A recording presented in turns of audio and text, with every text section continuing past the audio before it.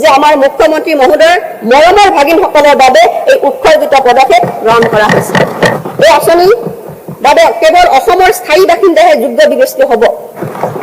মুখ্যমন্ত্ৰীৰ আত্মনিৰ্ভৰ অসম অভিযান মহোদয়, মুখ্যমন্ত্ৰীৰ আত্মনিৰ্ভৰ অসম অভিযান হৈছে এটা ৰূপান্তৰকাৰী পদক্ষেপ, যাৰ লক্ষ্য হৈছে অসমৰ অতি ক্ষুদ্ৰ উদ্যোগীসকলক আনুষ্ঠানিক ক্ষেত্ৰলৈ আগুৱাই অনা। মুখ্যমন্ত্ৰীৰ আত্মনিৰ্ভৰ অসম অভিযানৰ প্ৰথম পৰ্যায়ত ইতিমধ্যে প্ৰায় 25,000 হিতাধিকাৰীক বিত্তীয় সাহায্যৰ সমৰ্থন আগবঢ়োৱা হৈছে। প্ৰতিজন উদ্যমী হিতাধিকাৰীয়ে প্ৰথমে 75,000 টকা আৰু দ্বিতীয় পৰ্যায়ত 25,000 টকা লাভ কৰে। মই এই কথা ঘোষণা কৰিবলৈ পাই সুখী হৈছো যে এই বছৰ প্ৰথম পৰ্যায়ৰ মূল্যাংকনৰ অন্তত আমি এই 25,000ৰো অধিক হিতাধিকাৰীক দ্বিতীয় পৰ্যায়ত 1 লাখকৈ টকা প্ৰদান কৰিম।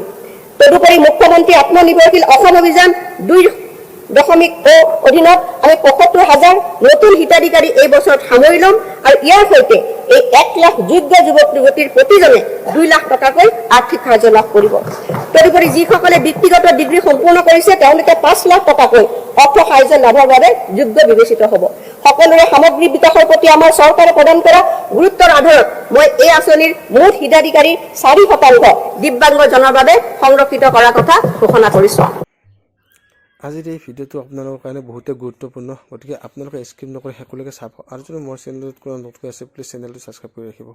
আৰু আপোনালোকে গমেই পাইছে যে ইতিমধ্যে 1,62,789 জনে ৰেজিষ্ট্ৰেশ্যন কৰিছিলে।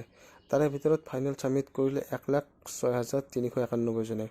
আৰু তাৰ ভিতৰত মামাই দিম বুলি কৈছে 75,000 যুৱক যুৱতীক একেলগে। গতিকে 75,000 যুৱক যুৱতীক যদি একেলগে দিয়ে 1,06,000ৰ পৰা, তেতিয়াহ'লে 31,397 জন ল'ৰা ছোৱালী এই আঁচনিৰ পৰা বঞ্চিত হ'ব।